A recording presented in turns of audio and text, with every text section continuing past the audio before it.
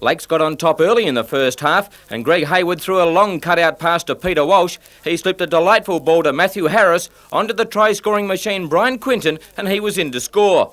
Lake's second try was a soft effort from hooker Stephen Brown, who was able to scamper across from dummy half. The Seagulls racked up number 3 when Brown and Walsh combined to set up play, with Walsh flinging a long cut-out pass to Scott Glanville and he beat South's fullback to score and Lakes were on their way to an easy victory. At the Cardiff BMX track today, 4 young riders had their final practice session before heading off to the World Titles in France this Friday. Trent Barrett will compete in the under-8s and hopes to go one better than his second place in the World Titles in Brisbane last year. Trent's from Terrigal and accompanying him will be Catherine Howell from Canberra, who was also ranked number 2 in the world in the under-12 division and she is expected to do well. Jason Maxwell competes in the intermediate cruiser division and at 16 years of age he's ranked number 1 in New South Wales, 3 in Australia and 2 in the world and he's from East Maitland. Along with Grant White, who wasn't at the practice session today, the remaining local hope is Tarly Muxlow, who at 17 is a veteran of the BMX world. A state and national champion since 1981, Tarly is chasing the one thing that has eluded her, a world title. We wish them all well. At Catherine Hill Bay was the first round of the Caltex Aquatech Grand Prix for inshore rescue boats. 19 crews from all over New South Wales are competing in this 3-round Grand Prix, and today it was locals Fingal Beach who set the pace to head the point score with 24, from Soldiers Beach with 23, Nobby's 21, Tea Gardens Hawks Nest 19 and Taraji 12. Racing was close in all 5 divisions, and in the semi-finals of the Aquatech Cup it was more so. Tea Gardens and Nobbies fought out a thriller in the first, and then Soldiers Beach just got home against the coal miners of Catho in the second. More action on Sports Centre Sunday tomorrow morning at 11.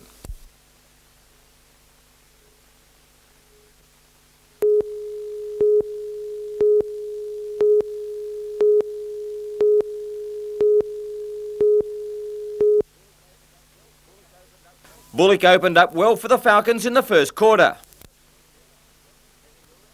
Benny Lewis and Brendan Joyce combined brilliantly on 2 occasions to get the Saints back in the match.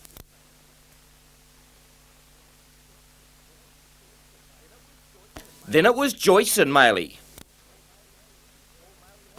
Paul Maley had a huge game, and with this 3, the Saints trailed by 1 at the long break. Maley continued to pressure the Falcons in the third quarter. But back came the local lads through Neil Turner. Curl hit a big 3 to keep the Saints in the game at 3-quarter time. The Falcons then slipped into gear to take the lead through Johnson, Kruger and Hill.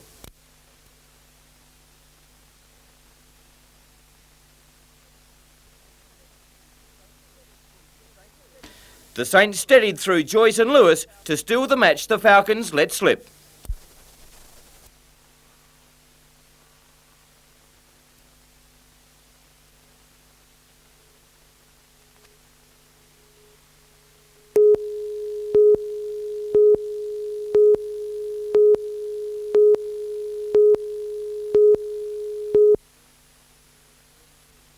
"43 teams from all over the state took part in the carnival that was first held way back in 1957.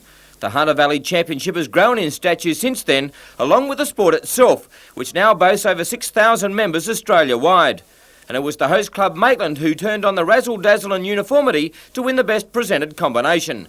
The junior final was a beauty, with Muswellbrook Corindi in the green doing battle with Maitland. Up front, Megan Richards did a sterling defensive job for Maitland, but Brett Parkinson finally got around her and her noble steed to score a good goal. Maitland hit back almost immediately through a good effort from Jacqueline Richards, but it was to no avail as Muswellbrook Corindi wrapped up the junior crown 7-5. Main interest centred on the final of the Kirkwood Cup, and Maitland were opposed to Barradoo.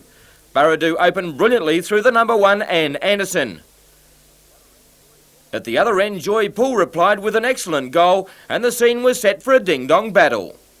Jenny Bell was in scintillating form with superb teamwork linking herself and Anderson. And Barradoo were on a roll. But Maitland weren't going to be outdone, and the veteran Joy Poole, using uncanny individual skills, helped her team get on top of the visitors and win the Kirkwood Cup 23-14. The A-grade men's also went to Maitland 22-12 over Barradoo.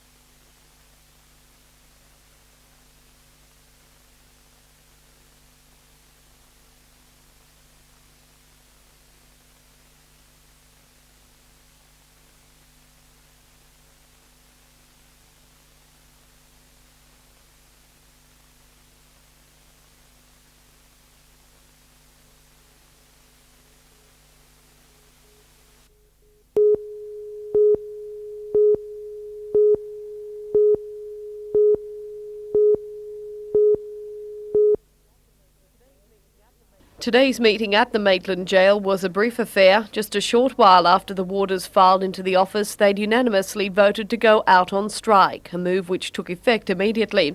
According to Rick Turner of the Prison Officers Association, the stand by the Maitland men was a show of support for the warder involved in the stabbing incident.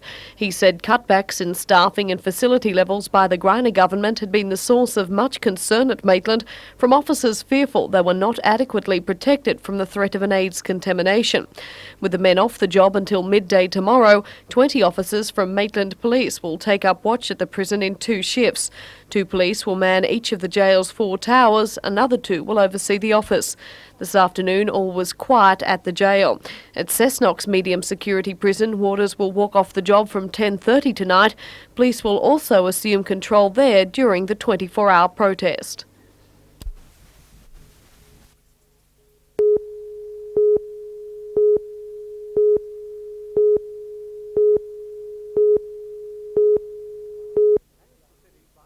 As the city basked in the midday heat, people left their offices for a stroll or even lunch at the beach, and some managed an early start on a suntan. Well, we'd come down and catch a bit of sun. It's been so hot the last couple of days, you just don't want to stay at home. Others needed a little coaxing to take a dip. There's been a few people swimming, but it's a bit cold, I think, still. Samantha Carroll and Lorette Evans made the most of today to model their new season's swimwear. I've just moved up from Victoria, so it's a bit different from what it is down there at the moment. It's freezing, so it's just lovely to be by the beach. And how's the water? It's warm. And it wasn't just your imagination. The Maryville weather station recorded its hottest July day, with the mercury reaching 27 degrees. Williamtown also had a record 28 degrees. Nat Jeffrey attributes the unusual weather to warm air being fed down from the tropics. Well, we've had a high-pressure ridge that extended from the southern Tasman right back into Queensland. We've had very warm northerly air coming down from Queensland into New South Wales. So basically a tropical air mass over the state. In fact, so tropical, in fact, that this morning we had a few thunderstorms about. And there's even the chance of 1 or 2 overnight and tomorrow as the next change comes through. But the warm weather's not going to last, I'm afraid. And while summer is in the air, business is booming for florists, with orders keeping delivery services on the run. There's also been a rush on ice cream. It's probably increased compared to last year by about a third to a half over a 7-day period. The brief respite from the winter chill is reflected in a 10% dip in Shortland Electricity's power load. Many people have given electric blankets and heaters the flick. But thunderstorms building up from the west will signal a return to cooler conditions from tonight.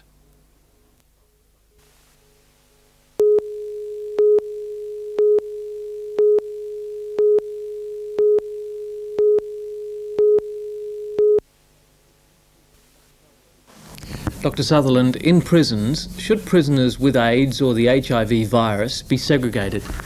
I think the answer to that is a very practical one. For a lot of practical reasons, no. We don't know who is positive. There is that window period when somebody can be highly infectious with a negative test. In time, there will be too many of them. If we build a special jail, then you have to staff that jail. And imagine if we told the people of Cessnock, congratulations, Cessnock jail is the AIDS jail. There would be tremendous local resistance to it as well. The recent incident where a prison officer was threatened or even jabbed by a syringe which contained AIDS-infected blood. Is blood in a syringe like that lethal? Oh yes, and when I'm talking to prison officers and other people, I tell them, if you see someone coming up to you with a needle and syringe, don't mess around, don't look to see what it is, run. It's a dangerous thing to do. I would treat it as if it were a sharp knife, because that's how dangerous it is. Can it be removed as a risk from prisons? I don't think this needs to focus on AIDS. I think the issue here is that of training and staffing and provision of better conditions for the prison officers. I believe that there are techniques available, and if there are enough people in the jail, if there are enough skills and enough training, we should be able to avoid this incident, whether it was a steel bar, a needle, a club, a foot. It doesn't matter. I mean, in this case, it was a syringe filled with blood, and that's a nasty assault, but it's an assault. So what we have to do is say, how can we make our prisons safer for the staff and, of course, for the prisoners as well. Well, a steel bar mightn't necessarily kill you, but an injection with the AIDS virus almost certainly will.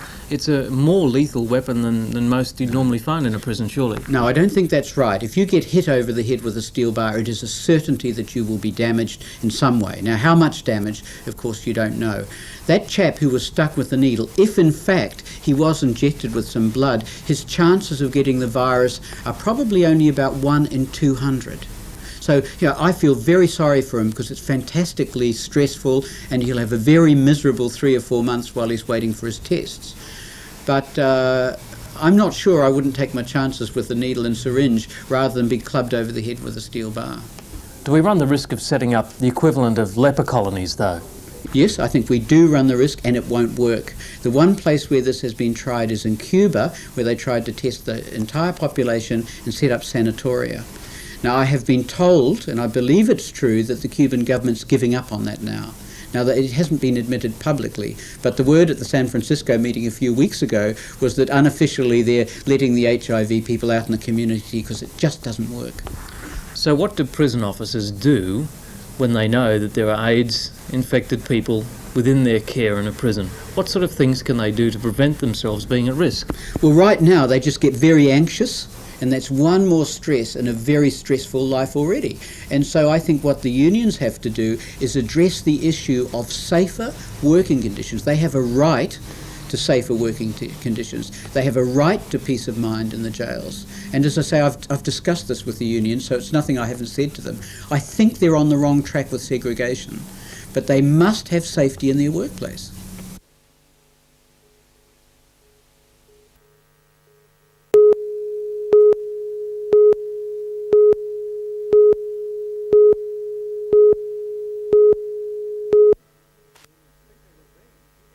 Peter Reveen has kept audiences spellbound with his magic and illusion for nearly 3 decades. The Australian-born performer has packed theatres throughout Canada and the United States and has just finished a season in Las Vegas's glitziest casinos. He brought a taste of his show to Charlestown Square today. It took Houdini 60 seconds to slip free from shackles and chain. Reveen breaks that record hands down. His show hits Newcastle next week. It's the largest of its type with 40 tonnes of equipment and dazzling costumes.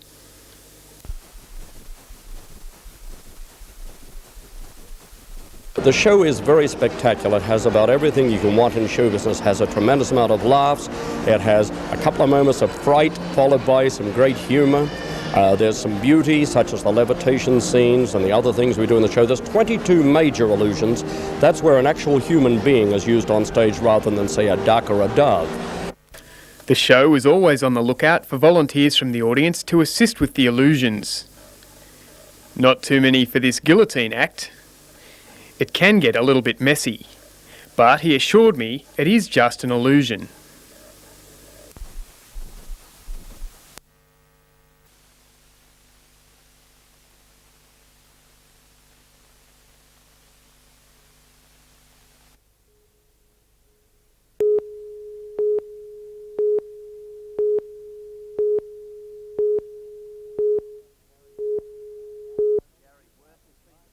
Gary Wirth has been the backbone of the Newcastle Knights with his solid defence and deceptive speed in attack.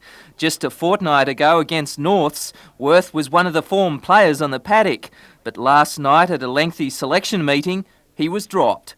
Gary hasn't played last week up to the normal high standards of which he'd set himself, and we just thought that the change and the positional change was for the benefit of the football team. It's the first time Wirth has been dropped in his last 4 years of first-grade football. 1990 was looking good for Gary Wirth with talk of a kangaroo tour. Against West this weekend, he'll be wearing jersey number 14 in reserve grade. Taking over for Wirth is speedy winger and physical education student Ashley Gordon. Flash has played fullback in his junior football, but says he was surprised by the selection. I went to training expecting to be on the wing, but Alan McMahon told me I was fullback, so I was happy in a way, but probably upset for Gary. Gordon says he's expecting to get a tough workout from West with the high ball. Coach McMahon says he'll handle the job. Meanwhile, the Knights are still without a major sponsor for the 1991 season. Today, management held discussions with oil giant BP on a replacement for Henny Penny next year. However, both sides were unable to agree on terms. Further discussions are planned for next week. Peter Ryan, NBN News.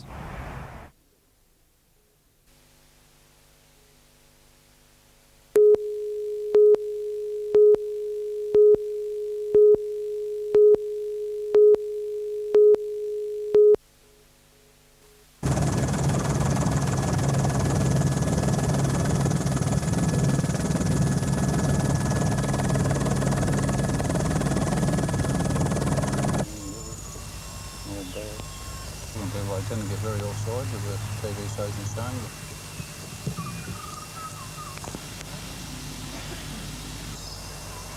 Takes a ride. Models and all that.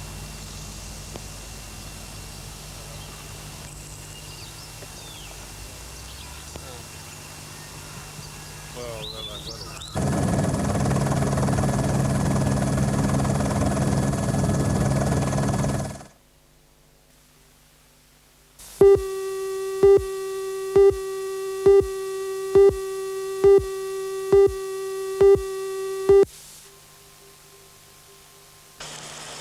It's a highly unusual move, but one the Grains Council believes will give it a strategic advantage before the upcoming Commission inquiry. It believes the move will unite the two groups under a common objective, to maintain the Wheat Board's sole seller status for Australia's wheat export sales, and it hopes it will prevent a regurgitation of areas already covered in industry reviews. Bringing the department and therefore the minister in to our side as an unexpected ally strengthens our position in warding off all those theoretical economists, those idealists, those people who, what I loosely call slogan shouters. They want to deregulate everything in sight under the banner of rational economics with scant regard to the real world. The Grains Council believes it's vitally important to have an ongoing review and planning process in place for what is expected to be extremely difficult trading seasons. Already under the Grains 2000 project, we're looking at that. This working party is a logical extension of where we're going, looking at the institutional framework of our industry. That international grain market is a moving feast. The days of selling wheat as a single commodity are long gone. It's now about market development, market promotion, research. All of that stuff needs to be looked at in the context of how we structure and operate our marketing arm. But while the wool industry didn't want Primary Industries Minister John Kerrin to help them out, the Grains Council says their scenario is totally different and welcomes the minister's involvement.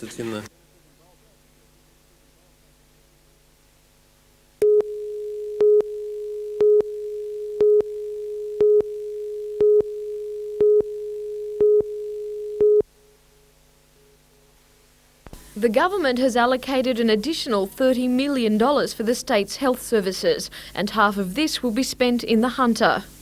Commissioning of John Hunter initially, including the training, familiarisation, duplication of service that's come with the commissioning of a major hospital. With the 496-bed John Hunter Hospital operating in January, the region will have an extra 100 beds for acute patients. But as part of the regional health strategy, the number of beds at Royal Newcastle will be cut in half to 150, while the Mater will lose 100 down to 170. Most other Hunter hospitals will expand, with admissions expected to increase from 55,000 to 68,000 by 1993. Although staff will have to be relocated, the health service has guaranteed no redundancies and balks at suggestions that services in Newcastle will be downgraded. We are relocating services from, in some cases, substandard accommodation into the best accommodation we can get, and that's an upgrading. We happen to be taking them from one end of town and putting them in the dead centre of town. We happen to be doing that at the cost of the taxpayer of $250 million. That's $42 million to equip and about $190 million to build. So we're not downgrading anything. Although Dr James claims Royal Newcastle will be operating for the next 30 years, Health Minister Peter Collins said in Gosford today that the prime beachfront site could be sold for commercial use. Well, that's something that the area board would look at, and I mean I'd expect that they would consider that option, because if they're able to return funds which can see a massive upgrade of hospital services elsewhere that aren't going to be so environmentally affected, then that means better health care for the people of the Hunter. But the minister was not so vocal about the current controversy within the Royal. Angry workers say there has been a cover-up about asbestos danger. I'm unaware of the detail of that. I would really want to know the full detail of it before making a comment. Though he did say it was premature to talk about the possible sacking of the hospital's health and safety worker. John Hunter Hospital will boost the region to be one of the most up-to-date area health services in the state. Royal Newcastle will specialise in casualty, orthopaedic and rheumatology, the Mater primarily in oncology, and John Hunter will be a multi-specialised teaching hospital. Rebecca Skinner has details of the future of health services on the Central Coast.